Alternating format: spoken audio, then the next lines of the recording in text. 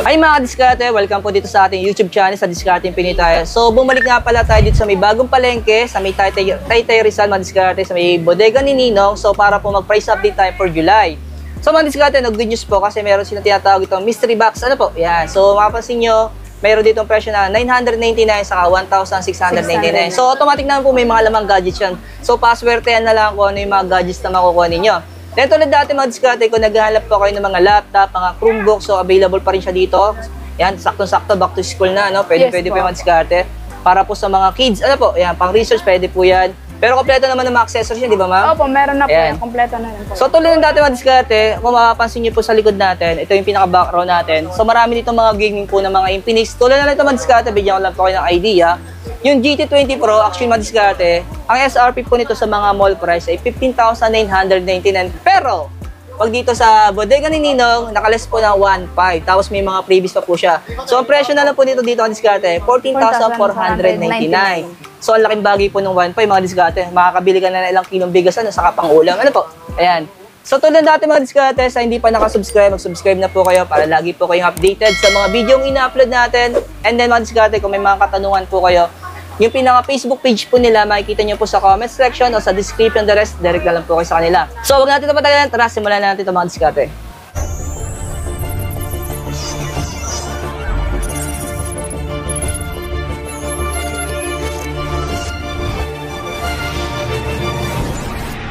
Ito mga diskarte, kung napapansin nyo po yung pinaka-display niya, may mga butas na po, halos nagkakaubusan na kasi ng stocks, pero ma'am, magkakaroon pa rin naman yung stocks na magkaka-restocks pa rin naman kayo. Opo, magkaka-restock po tayo. Kasi nagkakataon na minsan maraming dumadak sa mga tao dito. Opo, sobrang dami kasing pumunta. Pero kung sakasakali naman ma'am, ito yung pinaka parang mga available natin mga bundle ngayon. Yes. Bundle ba tama? Or buy one take one? Bundle. Bundle. Kasi sa kabila kasi buy one take one eh. Bundle promo. Ayan, diskarte. So nandito po tayo sa bodega ni Ninong sa may bagong palengke, sa may Taytay. Ano po? Ayan. Madali naman makita naman diskarte, no? Basta pumunta lang ng bagong palengke Taytay, automatic makikita niyo po sila sa baba. So tatanong niyo lang po sa mga nagtitinda sa paligid kung saan yung bodega ni Ninong, automatic po ituturo po sa inyo, no? So simulan natin ma'am sa pinaka-budget. Maraming katanong sa budget. Alam mo yung pinaka-budget natin diyan? Pinaka-budget, ubos na yung pinaka-budget. Ayan. Ito nakita ko mo sa mababa. Ito. 3,000 plus. Ayan. Ayan. Oh.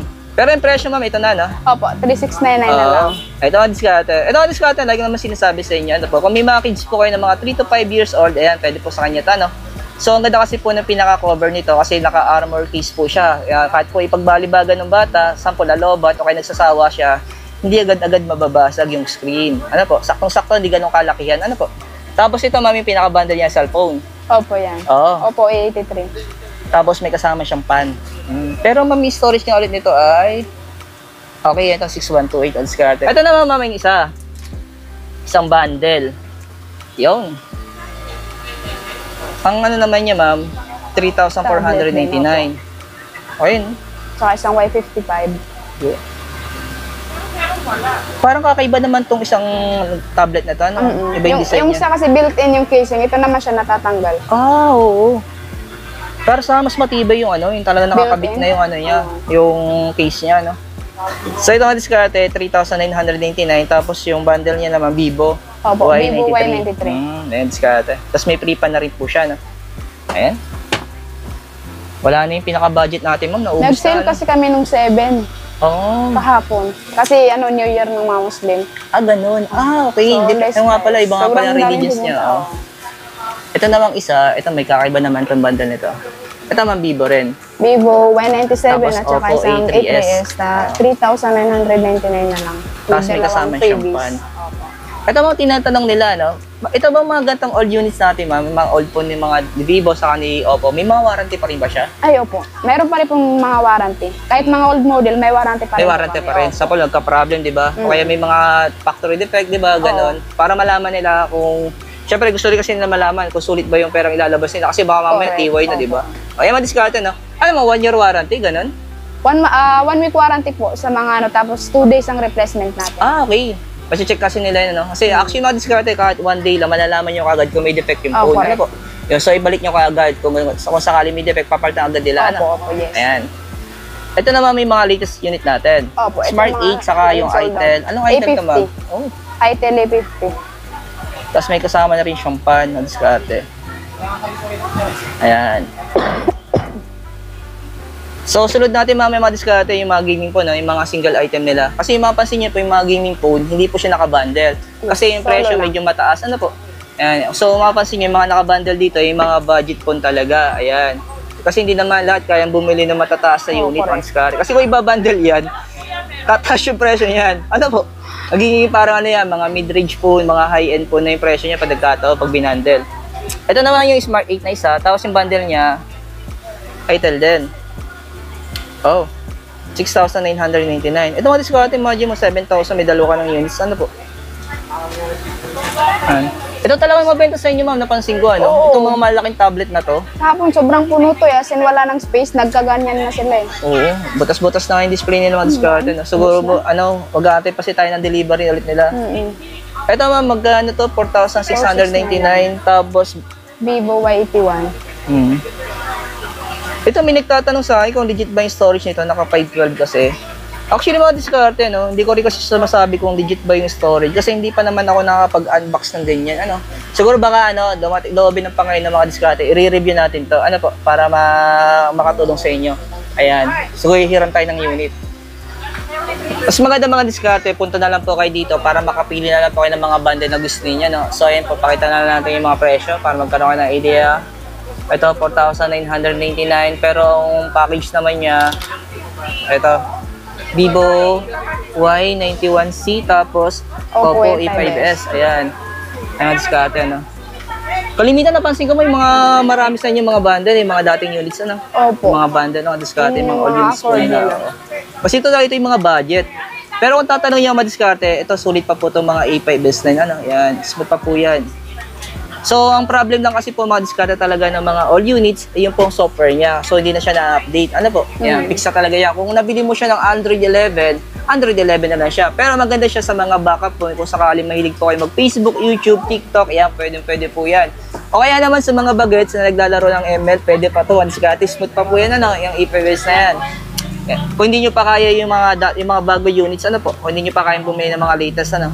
Ayan. Para sa akin, sulit pa rin yung mga old phone na yan. Ito naman, 6,999, yung pinakita natin kanina. Ayan, halos para-para na yung mga display nyo, ma'am, no? Oo. Halos naiwan yata dito, ma'am, yung medyo, yung medyo mataas pa yung presyo niyan. Talaga pinagpilian na yung mga budget ng diskarte. Ayan, di natin naabutan yung mga bundle dito na mabababang units. Ayan. Sunod natin yung mga gaming phone ninyo, ma'am. Mga diskarte, nasunod natin yung mga single item nila. Tapos ito mga diskarte kasi marami nagre-request sa atin ng mga gaming phone kung meron sila. So, meron po silang stock dito. And then, good news po, mas mababa po sila sa mga SRP o sa mga mall price. So, lang po nito ang GT20 Pro. So, ang presyo po nito sa mall, mga diskarte, ay 15,999. Pero dito, sa bodega ni Ninong, ay 14,499 lang. Opo. Ayan. Tapos, may freebies pa ito, ma'am. Mayroon po lahat po ng items natin, may freebies. So, sa mga nagtatanong mga diskarte, kung legit ba yung mga units ito, actually legit po ito, no? Ito, ma'am, meron itong 1-year warranty, ano? Opo. Ayan. Mga diskarte, no? So, mga diskarte, madali lang pong malaman kung clone yung phone or legit or hindi. Basta pag nabili nyo po, nag-unbox po kayo, check nyo po yung about phone. Ayan, mga diskarte. Next naman natin ito, ma'am, Note 40 mo. Magkano to? Note 40 Pro. Ayan po yung price. Ay, may presyo talaga siya dito, no? 9,499. Pero naka 8256 na po ito, mga diskarte, no?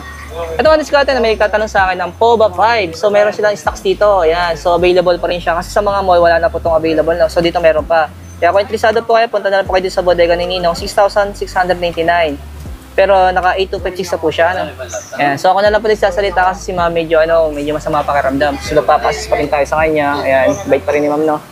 Ito naman yung POBA 6 Neo, mga diskarte. Wala dito sa mga mall, sa mga physical store, tinanong ko sa mga Tecno. So, meron sila ditong stocks, pero ito ma'am, naka 8128.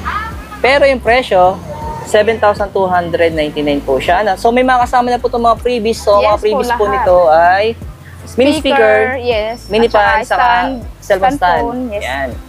Marami po tayong mga freebies. Tapos ito mga diskarte yung mga budget ni Infinix na Smart 8 Pro. So, available siya dito. Ito naka 8128 na po siya. Pero yung presyo niya ay 4,299. Ano po? So, ayan. Pwede na pala ako maging salesman man. Ito naman, Hot 40i. So, ang presyo po nito ay 4,699. Pero po ito ay naka 4128 kasi meron po siyang extended RAM. Kaya po naka 8 na siya. Ano? Ayan. Ayan, binabasa ko na lang mga diskarte kasi nalagay naman po sa gilid. Ayan.